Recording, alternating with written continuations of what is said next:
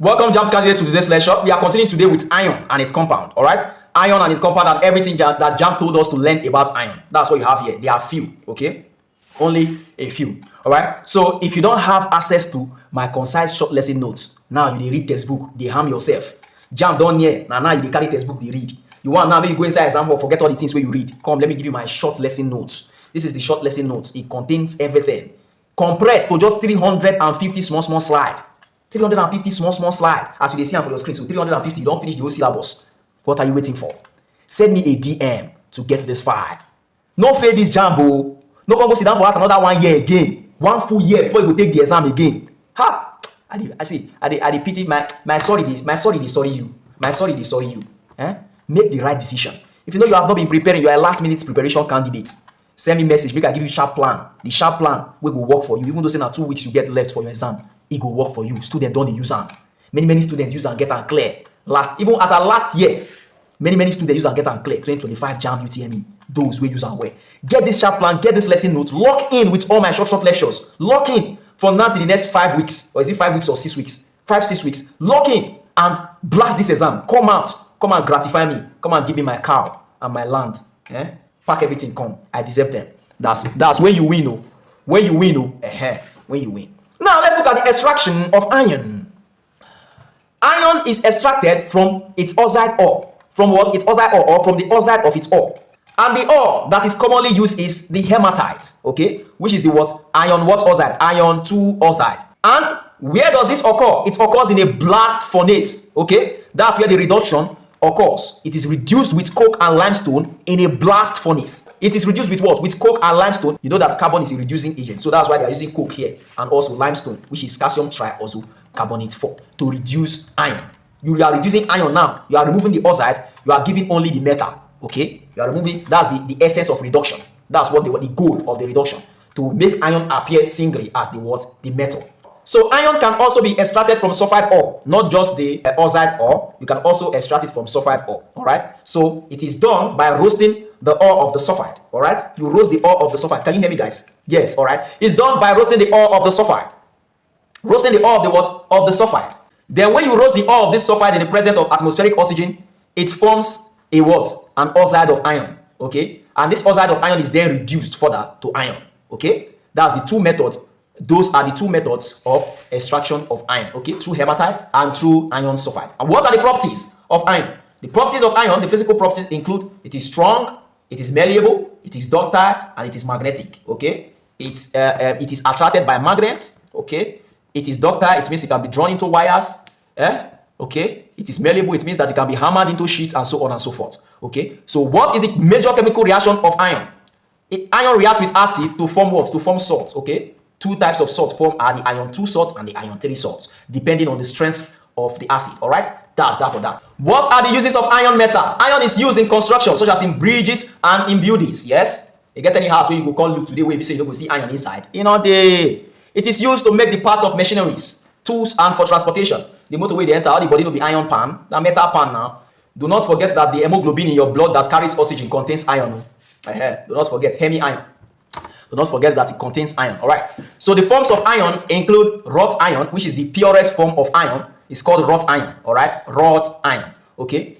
The wrought iron is the purest form of iron. It is malleable. When you say it is the purest form of iron, it means that it has the lowest percentage of carbon. All right. That's we are talking about carbon to iron percentage now. It has the lowest percentage of carbon. If I say now less than 1%, something like that.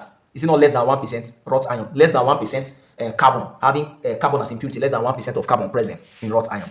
Okay.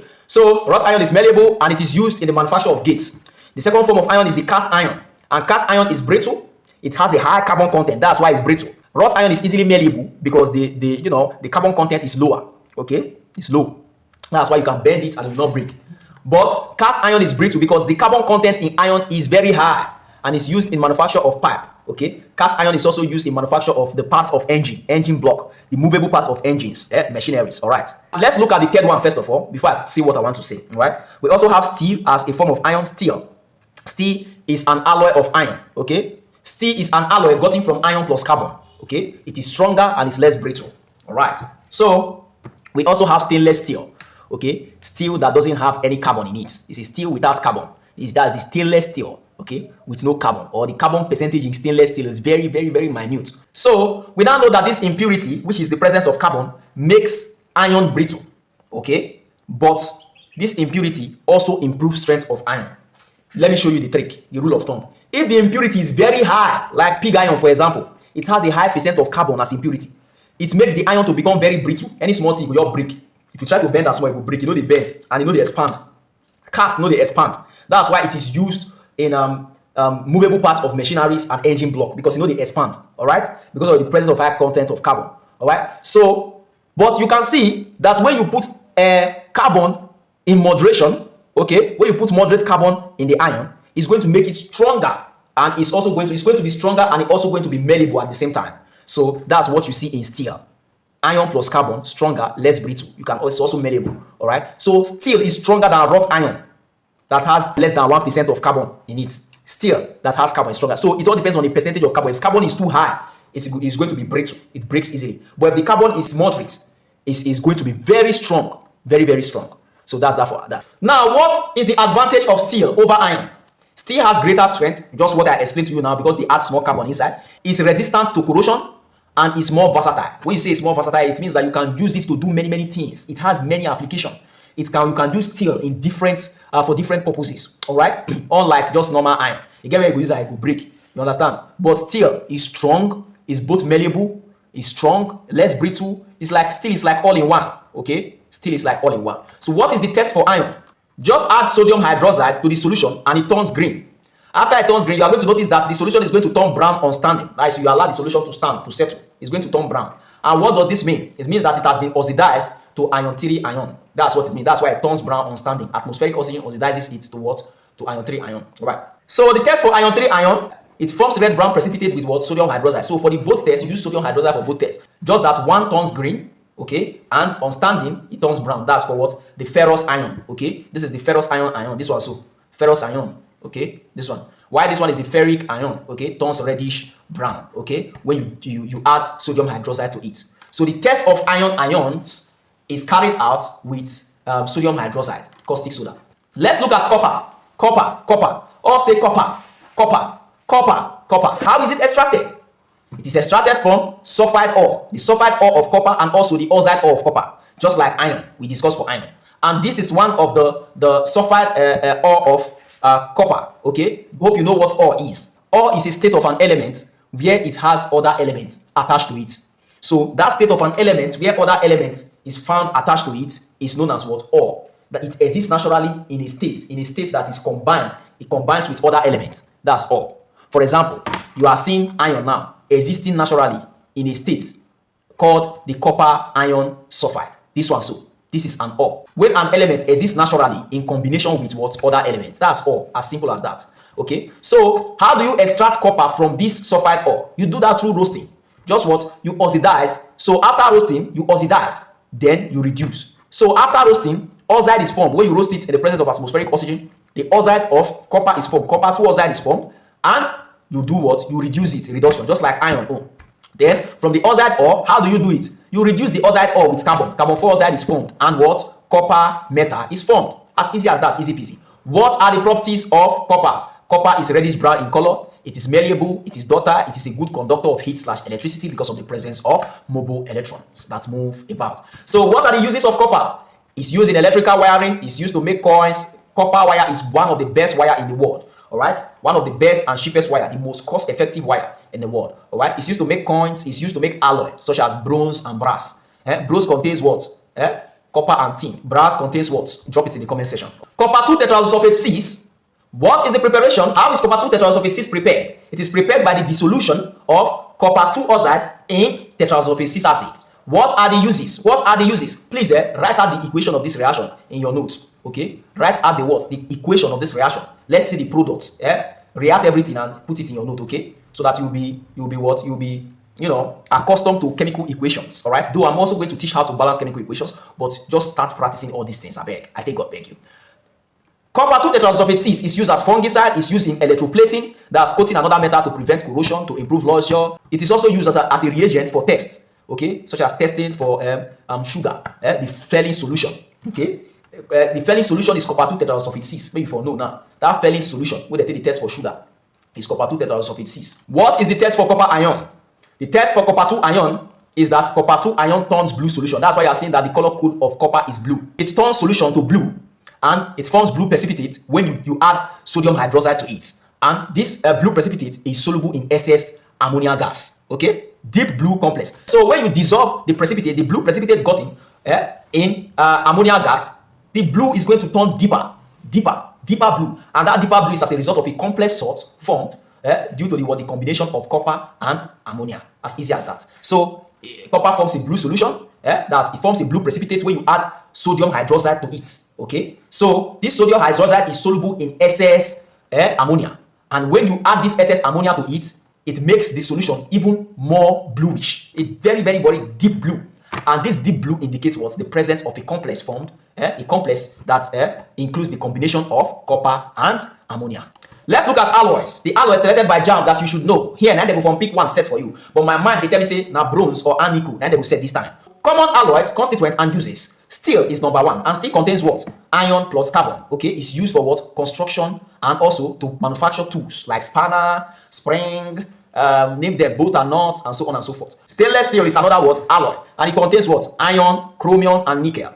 Iron, chromium, and nickel. Okay, and what is it used for? It is used to manufacture pottery, such as blade, surgical blade, all those stainless blade, all those things where they cut, knife, also spoon, and also surgical equipment. All right. So another alloy is brass. Okay, now this one JAMB select brass. Brass contains what? Copper and zinc, and it is used to make what? Musical instruments and fittings. It is also used to make battery terminals. Okay, battery terminals. That's the place that charge passes to enter into the battery or to leave the battery. Where charge leaves or enter the battery, that connection there, that terminal, you use brass for it. Very common in motor vehicles. All right. So another alloy we have here is bronze, which contains what? Copper and tin, and it is used to manufacture what? Coins and statues. Bronze is also used to manufacture trophy. Okay, now all those medal. First carry gold medal, second carry silver medal, third carry bronze medal. Olympic bronze medalist. All right. So we have type metal, and type metal contains what? Lead plus tin plus antimony. And the suspect say JAMB fit set this type metal or duralumin or nickel. Type metal, duralumin, or nickel. Then they set the ones who get 3 and above. Where? So type metal contains lead, tin, and antimony. Okay, and it is used in printing. Duralumin contains what? Even the way the name sound, you will know all the things with the inside. Okay, duralumin contains what? Aluminium, copper, magnesium, and manganese. Okay, and it is used in making aircraft because it's light, very light. Soft soda contains lead and tin. That thing where they take the soda with soldering iron, you will melt and put for panel. Elect. All right. It is used to join metals. Okay, beautiful. The next alloy we have here is palm alloy, and it contains nickel and iron. Nickel and iron, palm alloy, and it is used to create or to manufacture magnetic materials. Okay. The next alloy we have here is nickel, and nickel contains aluminium, nickel, and cobalt. It is used to make what? Permanent magnets. Permanent what? Magnets. That's the major use of nickel. Now, what are the advantages of alloys over pure metal? Know that alloys are combination of more than one metal to improve appearance or to improve durability or to improve strength. All right. So what are the advantages of alloy over metal? Why are alloy choosing over pure metals? Okay, because improved strength. Alloy are usually stronger. Alloy are usually harder. Alloy usually resist corrosion. Alloy are usually more lustrous. They are more beautiful. Alloy has tailored properties for specific use. For example, duralumin. It is used to manufacture aircraft because it's light. Now only that thing that they use and do. Okay. Another example, stainless steel resists rust better than pure iron. You understand? So here you be saying so water the day. If you put stainless steel for them, they resist corrosion. You know the rust. Now make your stainless spoon for house where you use. It hardly rust. It can rust too, but it hardly rusts. It has a very high ability to resist corrosion. Now that we have completed the iron and its compound, and also alloys and their uses, we also treated copper and its compound. Let's now look at some JAMB repeat questions to test the knowledge we've acquired so far. Likewise, measure our preparedness for JAMB UTME. JAMB repeat questions. Question 277. Which ore is the main source of iron? A. Calcitrite. B. Haematite. C. Bauxite. D. Galena. What's the answer? I just taught you now. Just give me the answer in the comment section. Make me fulfilled, please. Question 278. Which form of iron is the purest and most malleable what form? A. Cast iron. B. Wrought iron. C. Steel. D. Pig iron. What's the answer?